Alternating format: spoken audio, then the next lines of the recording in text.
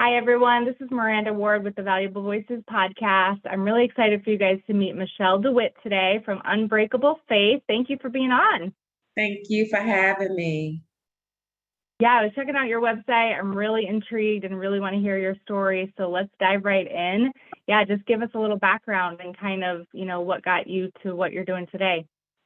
Absolutely. So I am Michelle, and so I actually started with writing my book, which is called I've Been There. And with my book, I didn't think I would ever want to write a book at all. I'm not the kind of person who actually goes out and say, "Oh, I'm writing a book." I'm quite sure a lot of people, over half, maybe. But I wasn't a journalist or doodler, whatever you call it. But I love telling people my story, sharing with them that they can succeed in life no matter what. I've always been that person to encourage other people.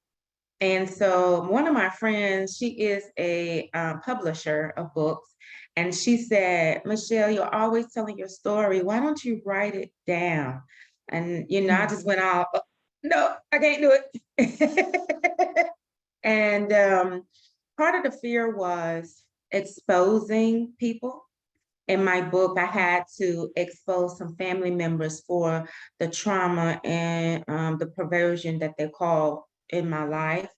And that was fearful for me because if I could just keep it inside, just right in the corner, I would be okay. But Mhm. if we talk one on one and you say something to me that may trigger something in me to say to you on a certain level, then yeah, of course, we'll talk about it. But anyway, moving forward, um, I've Been There is basically my book, my autobiography of me and what I went through from the age 3.5 all the way up to current. I talk about being sexually abused, molestation, and rape. Um, and it was just so much going on in my life as a young girl that would cause someone to be naturally just go wacko. But thanks be to God, I actually was able to move forward after going through those different trials in my life. I am also a breast cancer survivor. I Wow. survived breast cancer. I was over 20 years now. I found out at a very young age. I was 25. And so I tell people, and I didn't have it in my family. And so a lot of times people say, well, is when you get 40 or over, it's not. And so I Mhm. talk about the struggles that I went through with breast cancer as well. I also talk about in my book about marriage. I had children at a very young age, and I married for the wrong reason. So I talk about that in my Mhm. book as well. And so, with my book being published, I received a lot of responses, and I didn't know that it was going to be like this at all. We never know the plan that God has for us, right? Only thing we know is it's going. And so I didn't think that it was going to be this much going on. However, it started me to open up my own organization. I am a nonprofit. Our organization is Unbreakable Faith Mentorship Organization, and we talk to youth from age 12 up to 17. And we also talk to young adults 18 to 22. And Mm. what we do is we connect them with adults.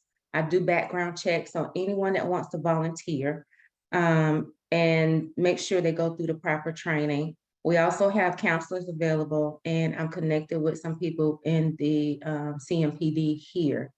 And I am so happy to help youth and young adults that have been through sexual trauma, sex trafficking, date violence. We're all in. I'm a strong advocate for supporting them. It's not brought out enough in the world today to talk about it. A lot of people don't want to talk about it. But I found out that with our youth, there's a lot of sadness going on, anxiety, depression with our youth, and we don't know why. It's not Mm, always other things going on. It may be that they may have been bullied or attacked, in that area. And we need to find out why our youth are so angry. If we just take a moment and not judge, but just stand back and figure out what can I do to help. yeah. Wow. Wow. Well, thank you for sharing. It breaks my heart that you went through all of that, but I love to see that you like take that pain and share it with the world and are helping, especially youth. I mean, that's my heart too. I think you're right on, and we just don't know what people are going through. I mean, there's some adults, my age, 40, still trying to figure out why am I so broken or hurt or in pain and walking Exactly. that walk. So to get some teenagers to open up and to have a mentor or coach or somebody that's breathing life into them and encouraging them, that's just amazing. So I'm curious, did you have, a mentor or somebody that was there for you, as you were going through it or later in life? No, I didn't have a voice when I was growing up. During Mhm. that time, I lived in a home that was physically and verbally abusive. I had two-parent home. A lot of people say, "Oh, it's just gonna happen with a one-parent home, whether it's dad or whether it's mother. It's stable when it's two parents in the home." That is such a myth.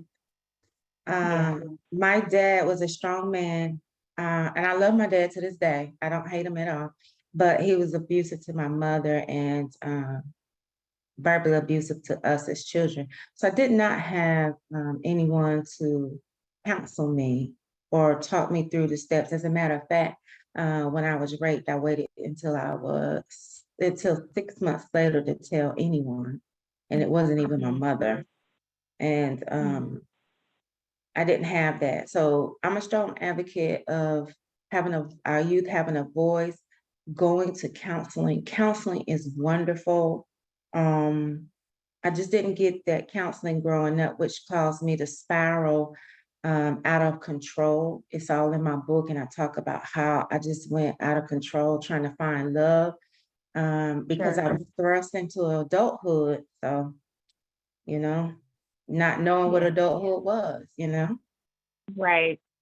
Yeah, and if you don't have the mentors or the parenting or the, somebody in your life that's kind of showing you the right way, I don't know if did you think that was normal? I mean, did you kind of think this is what normal is? Yeah, I sure did. Yeah. Mhm. Mm, I thought it was normal for, to be cursed at or hit because I went through that as a teenager. And mm-hmm. it was horrible. It was horrible. The abuse that I received, it was like another generation going through this again. My mama went through it, and now here it is me. I'm going through this, but mm-mm. I Mm, did think it was normal. I didn't know what peace felt like until mm, I accept the Lord into my life. That's when I found the abundance of peace. Now, I am a strong believer in Christ. I'm a minister, of course. And I know that there are people that will, definitely be watching your show and they may not be, but even still, you do want peace. Everybody wants some type of peace. And so I always let people know I don't push anything off on anyone. Your decision is your decision. But I do know that there are techniques that can be used to give you your peace. yeah. And you have to, well, again, sometimes you don't even know it's an option, right? If you were born into this chaos and this unnormal behavior, but that you think is normal, you may not know that there's not another way. So, how did you come to Christ? I'd love to hear that. At the age of 16, I had just given birth to my oldest son. He is now 32. Wow. Um, and I had just given birth to him. He was a few weeks old, and I didn't want to be here anymore. I thought life was just horrible. I had been all around trying to look for love, as I stated earlier, and I went and tried to commit suicide, and wasn't successful because I'm here today. Mm. And I didn't know I was going through postpartum depression. That was Oh, not wow. discussed, right? No one told me Right. that, right? You have a birth, give a child, have birth, then nobody advises you that you may go through this or you may, there was nothing. So here I Wow. am, a 16-year-old girl, pregnant and giving birth to this little baby, and he's cute and everything, but I'm still not happy. So after I got out of the Mhm. hospital, I stayed in the hospital for a week. They told my mother that if she didn't bring me in 30 minutes prior, I would have died. Um, so when I got home, there were three ladies that came to the door, and then they introduced me to Christ. I felt such a peace when I said, "Oh, really?" When they told me, I know someone that can love you, and their unconditional love. And they shared that with me. And I started, I just felt so good. I was so tired. And I felt Mhm. so wrapped up in his love immediately. And it was just like, Christ was rocking me. And he said, I Wow. got you. I'm right here. And Mm. that was the deliverance day of the best of my life. And I've been going Wow. strong since then. I had a little slips and falls, doing little things. I was still a teenager. But, he Right. didn't give up on me. He said, "Look here, Wow. I know you. I know you inside and out, girl." And so Yeah. thank God for what he's done. Yes, praise God. So after your book, tell us kind of how you came up with Unbreakable Faith and how's that going today and where we can find you. Absolutely. So, um, this is a funny thing. God told me years ago that I had unbreakable faith. And I'm like, wow. And he allowed me just to go, how you go back in your memory and just think about the things you've been through in life. And Mhm. he said, you didn't crumble then. And then he brought Mhm. another thing. You didn't crumble then. And then something, he just kept showing me how I did not crumble. And he said, you have my unbreakable faith. And I said, you know what? I'm going to put that on my tag. And now this is over maybe a decade ago, right? I did not know, again, my father's plan, you know? And so it all came up to this.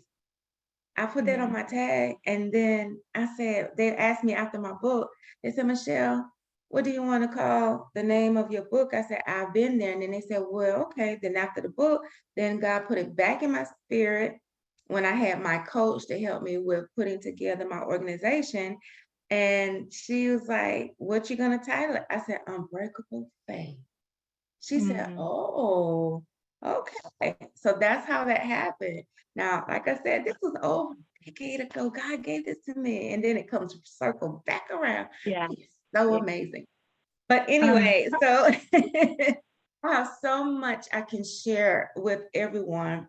If they would, you can get my book at Dewitt's Delight.company.site. It's all in the book. You will be mm, happy, sad, mad when you read my book. But in the yeah. end, you will have the joy. And that's where it ends at. When I say joy really does come in the morning, it comes in your morning when you're ready. So that's what Yeah. that means. And so they can reach me, they can get my book there at dewittsdelight.company.site. My website is Unbreakable Faith Incorporated. I break it out. You can look up UNBRKFTH.com. And that's also social media. Instagram, I am author underscore DeWitt. I'm trying to go off top. Yeah, I think it is. Okay. I'm all over the place, but I'm up there on social media. You can find me. Yeah. Just go to my website. You'll see everything there. Wow. Well, thank you so much again. I mean, I can just feel your joy and your heart and your love for others. And again, I know you're making a huge impact and a huge difference in people's lives. So keep doing what you're doing. And I'm blessed to get to know you and hear your story. And I hope everyone else checks her out and let's stay connected. Okay. Thank you so much for being on. All right. Thank you so much for having me again. All right. Thank you all for listening. Check it out. Take care. Bye-bye.